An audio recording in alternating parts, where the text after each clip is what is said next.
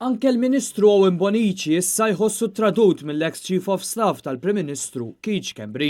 Dan wara li l-erba' Melvin Tewma, il-middleman fl-assassinju tal-ġurnalista Daphne Caruana Galizia, iddikjara li Keith Schembri kien qed jgħaddi informazzjoni sensittiva lil Jorgen Fenech, akkużat bħala l-mandant f'dan id-delitt.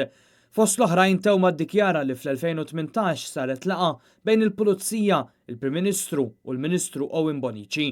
Din il-laqgħa u dak li tqal fiha sar jaf Jorgen Fenech li tad-dettalji lil Melvin Tewma.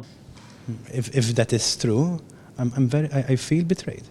Madankollu Owen Bonici qal li ma jafx għalkemm il-laqgħa oħra simili attenda u li fihom kien hemm preżenti wkoll Keith Schembri li jismu ripetutament qed jissemma kemm fix-xhieda ta' Melvin Tewma kif ukoll fil-kumpilazzjoni tax-xhieda kontra Jorgen Fenech. The meetings I participated in were few.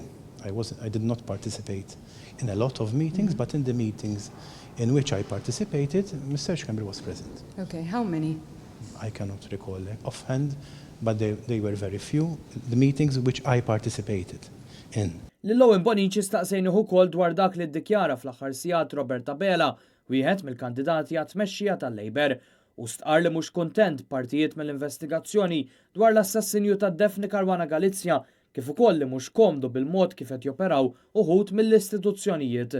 Madankollu l-Ministru tal-Ġustizzja għażel li ma jikkummentax. U jiena ħadd id-deċiżjoni li ma nikkummentax fuq dak li jgħidu iż-żewġ kandidati. Ma kkummentax lanqas meta staqsejnieh għall-opinjoni personali tiegħu dwar il-mod kif qed jaħdmu l-istituzzjonijiet anke għaliex uħud minnhom bħall-Kummissarju tal-Pulizija li issa ħarġu kontrih kemm Chris Fern u Roberta Bela laħqu kemm ilu Ministru.